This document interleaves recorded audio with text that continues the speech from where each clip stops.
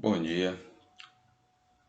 A gente está aqui com muita alegria, muita felicidade, de alguma maneira tentando participar dessa casa tão querida que é a Irmã Angélica. Muito feliz com esse convite de alguma maneira estar ainda ligado a essa casa que a gente tem tanto carinho, que sempre nos acolheu com tanto amor. E aí, de alguma maneira, nesse momento de dificuldade que a gente não pode estar perto, que a gente possa transmitir os bons pensamentos, a gente possa continuar estudando a nossa doutrina querida e, acima de tudo, que a gente tenha discernimento, porque a casa espírita, todo templo de amor, principalmente a casa espírita, que foi onde nós escolhemos para estar praticando, estudando, a gente escolheu para estar se evangelizando, que nesse momento a gente possa utilizá-la com as ferramentas que a gente tem. Aí, nesse momento, a gente tem as ferramentas da internet e todas essas opções que a gente continua ligado às atividades das nossas casas através dessa ferramenta. Eu recebi esse convite e aí reitero que com muita alegria eu vou tentar contribuir de alguma maneira nesse momento de dificuldade, mas aí a gente pensando no que a gente podia comentar, eu pensei da seguinte maneira. A gente tem recebido muitas mensagens, né, de esperança, temos recebido também muitas mensagens de desesperança. Eu acho que a gente tem que ponderar bastante a respeito disso. E a gente tem uma ferramenta muito importante que é a Boa Nova do Cristo, para que nesses momentos de dificuldade a gente consiga superar todos esses desafios, né? E aí eu pensando, eu fiquei imaginando de que maneira a gente pode estar entendendo esse momento que a gente está vivendo, de que maneira a gente pode contribuir para que esse momento a gente passe com a maior tranquilidade possível.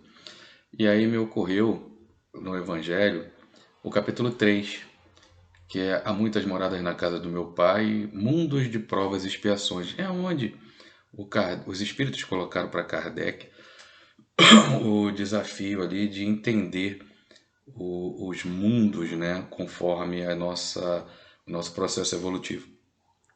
E ali ele narra os tipos de mundo, classifica os tipos de mundo, classifica de uma forma didática para que a gente possa, com os nossos limitados conhecimentos intelecto-morais, possa entender da melhor maneira possível. E a gente fala muito sobre isso na doutrina, que são os mundos de prova e expiação. E eu entendo que se a gente consegue se aprofundar um pouquinho mais nesse estudo, a gente consegue entender o que está acontecendo nesse momento com a gente consegue passar melhor. A gente vai ter uma visão mais ampla de tudo isso, desse planejamento divino, né, que nos envolve desde a nossa criação e vai continuar nos envolvendo até o último momento em que a gente se dê conta de que é o espírito imortal. Então a gente vai falar um pouquinho sobre isso, tá bom? Então vamos lá, muita morada na casa do meu pai, no capítulo 3, que nem eu falei, mundo de provas e expiações. Vocês lembram da classificação dos mundos segundo os espíritos colocaram para Kardec, né? A gente vai relembrar. Mundos primitivos, mundos de provas e expiações, mundos de regeneração, muito atenção nesse tipo de mundo, e mundos ditosos ou felizes. O que classifica o mundo primitivo é a força bruta, né? A gente ainda nesse tipo de mundo, no mundo primitivo, ainda é muito mais animalizado. As nossas noções espirituais ainda estão muito aquém daquilo que a gente necessita para alcançar a perfeição. Logo na sequência vem o mundo que a gente vive atualmente, o mundo de provas e expiações. Esse mundo de provas e expiações, ele tem características que nós conhecemos bem, principalmente por estar vivenciando ele. As principais características é ainda a predominância pelo mal, a ignorância. Então, a gente entende que nesse momento que a gente ainda se encontra em provas e expiações, o que nos caracteriza são as necessidades de aprimorar essa ignorância, para que o mal não mais exista. Isso a gente estuda bastante na doutrina. Na sequência vem o mundo de regeneração, esse mundo para o qual a gente está caminhando, e está caminhando a passos largos. E aí a gente começa a imaginar todo esse processo que a gente está vivendo, encaixando dentro desses ensinamentos. Por último, tem os mundos ditosos e felizes, que são o mundo onde o bem predomina. E esse mundo ainda está um pouquinho distante da gente, apesar de que a gente tem que ter na mente a consciência de que a gente vai chegar lá, e querendo ou não. Vamos focar um pouco no mundo de provas e expiações. Depois dos mundos felizes, onde predomina o bem, para a gente deixar bem claro lá, seguindo a sequência do Evangelho, nós temos os mundos celestes ou divinos, onde os espíritos puros os habitam já. Vamos pensar um pouco no que significa prova, no que significa expiação, de qual que é essa necessidade que a gente tem de estar dentro desse mundo ainda. Esse processo evolutivo que a gente passa desde que a gente encarna pela primeira vez, quando é criado o nosso espírito imortal pelo nosso Pai, e a gente vai prosseguindo nessa evolução até chegar ao espírito puro. De que maneira a gente consegue aprender com mais facilidade? Essa é uma pergunta que a gente faz internamente, né, para nossa consciência. Se a gente for parar para pensar, todas as provas e as expiações são as maneiras e as formas como Jesus, o governador do planeta, nos permite para que a gente possa evoluir. E através dessas provas e expiações, não tem outras maneiras para algum de nós, na verdade para a grande maioria, que senão pela dor. A gente costuma dizer que na casa espírita, cada um de nós, a gente ou vai pelo amor ou vai pela dor. Aí normalmente a gente interpreta essa dor de uma maneira errônea. A gente interpreta essas provas e essas expiações que normalmente nos causa dor de maneira material.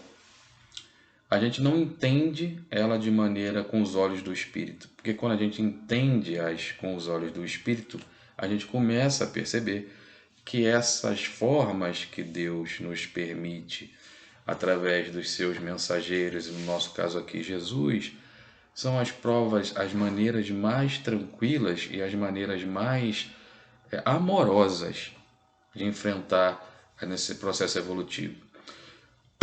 Se a gente se comparar, vamos botar aquele exemplo clássico, né, da criança que bota o dedinho na tomada. Não adianta a gente falar para ela, olha, não bota que vai se machucar, você vai tomar um choque, vai ser doloroso. Não adianta. Pela ignorância dela naquele momento, ela vai experimentar e vai botar o dedinho na tomada. Quando ela sentir aquela dor, ela vai entender que ela não pode mais botar o dedo ali. E nós somos exatamente a mesma coisa. Nesse momento que a gente está vivendo, que a gente, infelizmente, nas mídias e nas redes sociais, na própria televisão, na própria imprensa, a gente tem uma predominância das informações negativas, a gente pode comparar muito bem com esse momento de transição que já foi anunciado para a gente há muitos e muitos tempos. Na verdade, no lançamento da nossa doutrina lá, no que a gente considera o início da doutrina lá com o Livro dos Espíritos em 1857, já se comotava que a gente estava vivendo uma transição, um momento de regeneração. A gente estava passando de um mundo de provas e expiações para um mundo de regeneração. Aí aqui a gente tem que ter uma atenção maior. Nós vemos nesse processo ao longo dos séculos, né? A gente vem nesse processo mais intensificadamente nos últimos, vamos colocar assim, 100 anos. Todos os espíritos que encarnaram, todos os nossos grandes mentores, todos os nossos orientadores aqui do planeta sempre deixaram claro para nós que o momento havia chegado. Só que pela nossa ignorância ou até pela uma forma material de enxergar a vida, a gente sempre pensou que esse momento de regeneração fosse um momento de uma chave liga e desliga, né? Onde a gente apertaria um botão, pum, deixou de existir um mundo primitivo, um mundo de provas e expiações, onde essas provas que a gente conhece bem, essas expiações que normalmente são muito dolorosas para nós, elas deixariam de existir e a gente acordaria no mundo alegre, feliz e vivendo com os anjinhos tocando harpa. A gente sempre teve essa ideia, né? E a gente, com a doutrina espírita, começa a perceber que não é assim, que é necessário que a gente, para que esse mundo se transforme de fato no mundo de regeneração, é necessário que nós, os habitantes desse planeta, nos regeneremos. Ou seja, a atmosfera psíquica que nós criamos é que caracteriza o mundo que nós vivemos. Dessa forma, a gente ainda vive no mundo de expiações e provas porque vibramos em nossos pensamentos compativelmente com esse mundo. E aí, por mais que as informações, que os estudos, que as oportunidades, que as provas, que as expiações nos sejam dadas como ferramenta evolutiva, a gente acaba desperdiçando a maior parte delas. E de tempos em tempos, de momentos em momentos, nós somos chamados à responsabilidade. A gente sabe, a gente vem falando, a gente vem reproduzindo a fala dos espíritos ao longo desses anos, dizendo que a gente, em grande parte, a maioria de nós estaria num momento de oportunidades últimas reencarnatórias antes dessa transição. Por quê? Porque nós, os habitantes do planeta Terra, em sua esmagadora maioria, já estamos com pensamentos regeneradores.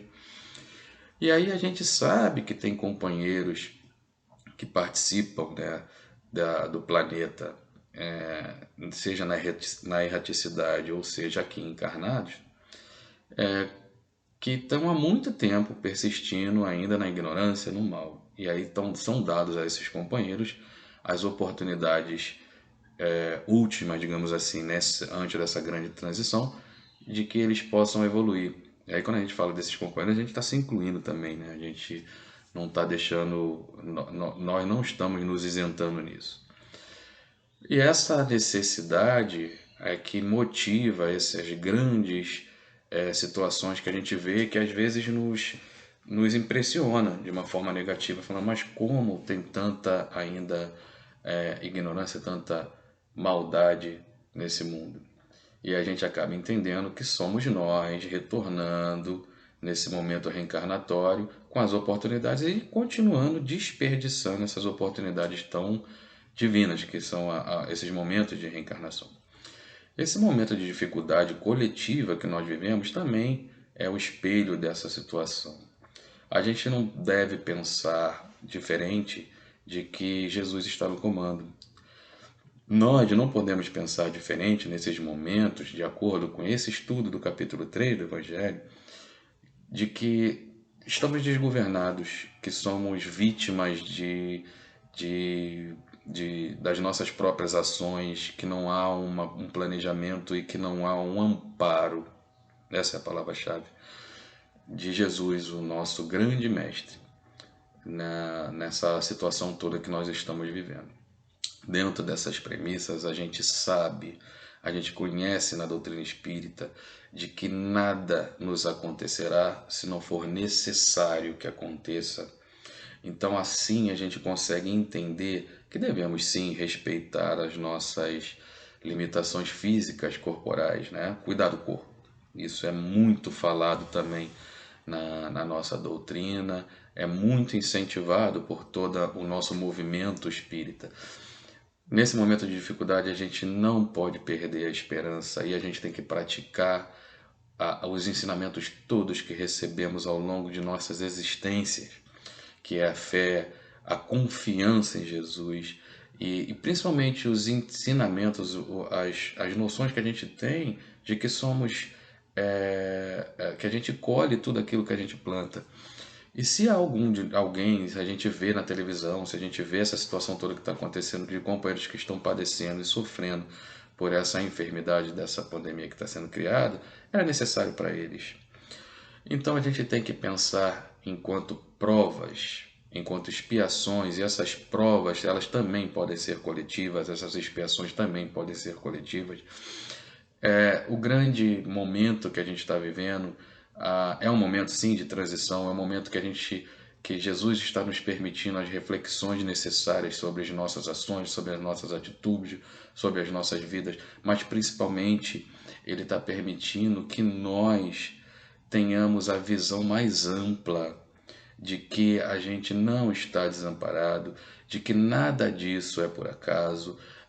Eu não sou muito favorável ao que a gente ouve de algumas maneiras, até dentro do próprio movimento espírita, de prognósticos, de previsões. Eu penso que a gente tem conhecimento suficiente para entender esse momento que a gente está passando.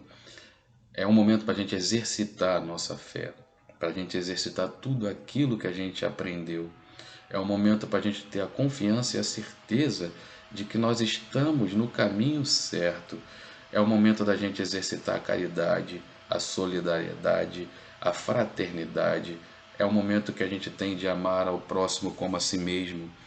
E eu não tenho dúvida de que toda essa atmosfera que está sendo criada, ela é uma mudança positiva. Nós não vamos ser mais os mesmos depois de toda essa experiência, depois dessa prova, dessa expiação de que estamos vivendo. Prova para uns, expiações para outros.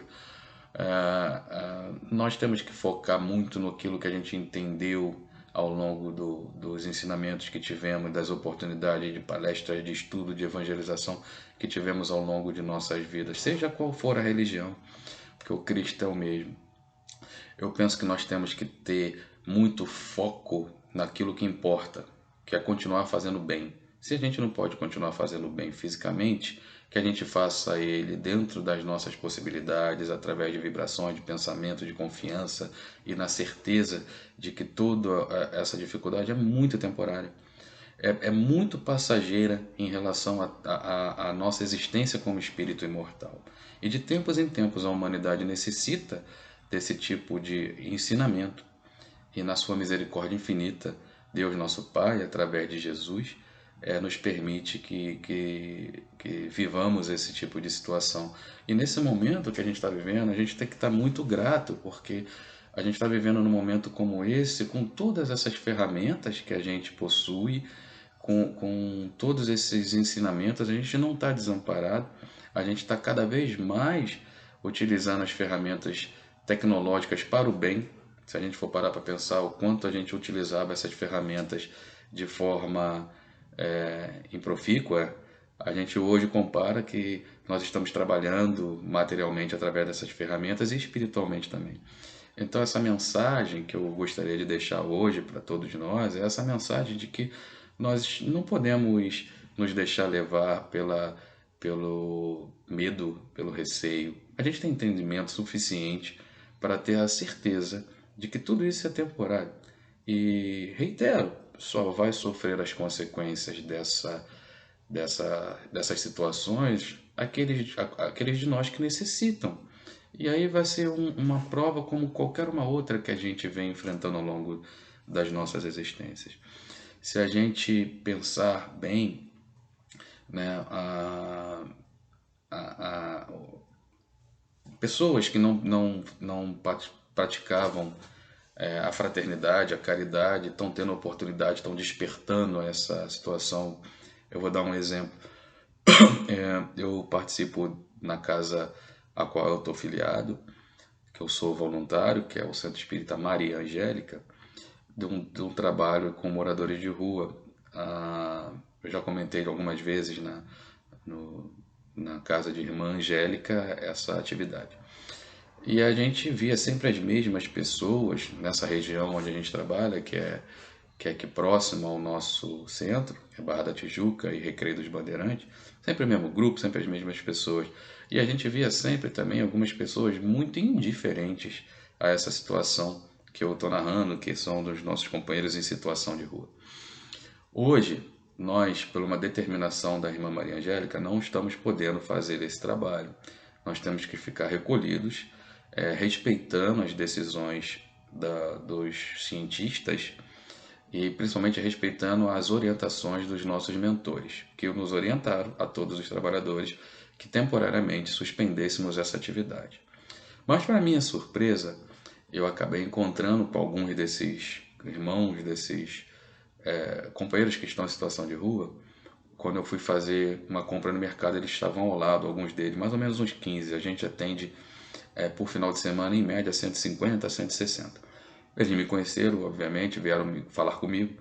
E para minha surpresa, a gente estava muito angustiado, porque estávamos achando que eles estariam passando uma necessidade maior, porque não tem restaurante aberto, onde eles costumam se alimentar, não tem, como se diz, não tem atendimento, né, voluntário todas as noites.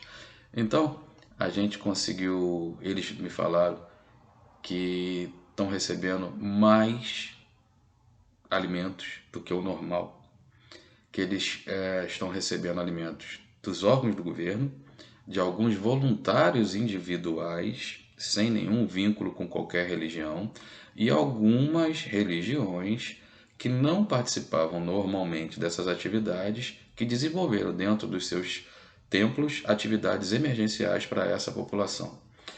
A gente percebe a grandeza divina atuando, porque no momento desse de dificuldade, como a gente falou aí ao longo desse bate-papo, desse estudo, desperta em nós a caridade, a fraternidade.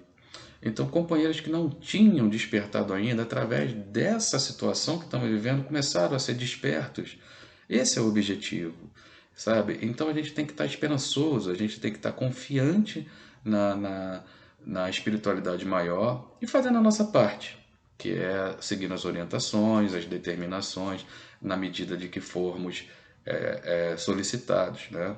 Alguns de nós têm a profissão que não nos permite a quarentena e outros de nós têm a profissão que permite a quarentena. Então, que a gente possa entender que esse momento é um momento especial de provas e expiações, dentro desse contexto de mundos de expiações que ainda vivemos, culminando nessa transição que já está acontecendo há muito tempo, que está em sua fase final, segundo a informação do próprio espírito do Dr. Bezerra de Menezes. Meus irmãos, dentro da medida do possível, que a gente possa estar ligado à nossa doutrina consoladora, estar ligado ao Cristo 100% do nosso tempo, que a gente aproveite o tempo que a gente tem disponível, que hoje é um pouco maior do que normalmente a gente o tem, para praticar o bem. E praticar o bem não é só atitudes materiais, as atitudes vibracionais, as possibilidades de irradiação de amor, elas são infinitas e constantes, seja dentro de casa, seja dentro de um templo, seja em qualquer lugar que a gente esteja. Eu me despeço aqui, dentro dessa temática, né, de provas e expiações, deixando uma mensagem de esperança, de confiança, de certeza de que nós vamos vencer esses desafios. A gente tem muitos ensinamentos de grandes nomes, de grandes oradores, de grandes espíritos que através de médiuns deixam suas mensagens. Então, dessa maneira eu resolvi focar um pouquinho mais dentro daquilo que é a mensagem do Livro dos Espíritos, para a gente entender que esse mundo de provas e expiações, ele não é só no papel, e esse mundo de regeneração que está por vir, que já está vindo, melhor dizendo, depende mais de nós do que dos próprios espíritos que nos permite as oportunidades como essa que a gente está vivendo agora. Então, dentro dessa situação, eu agradeço mais uma vez aos companheiros aí do Irmã Angélica, essa casa de amor, essa casa de tanta... Eu não tenho muitas palavras para classificar, porque toda vez que eu vou até o Irmã Angélica, que sou convidado, eu recebo tanto carinho, tantos abraços, tantas vibrações de amor, que eu me considero já um membro integrante dessa casa de luz, e que nós possamos estar em breve reunidos fisicamente para que as oportunidades de troca de amor verdadeiro continue entre nós. Tá? Então eu desejo a todos os frequentadores, trabalhadores, aos dirigentes da casa, sejam encarnados ou no plano espiritual, uma excelente semana, um porvir maravilhoso para todos nós, independente da prova ou da expiação que a gente venha a enfrentar. Fiquem com Deus e que Jesus nos abençoe imensamente. Obrigado a todos.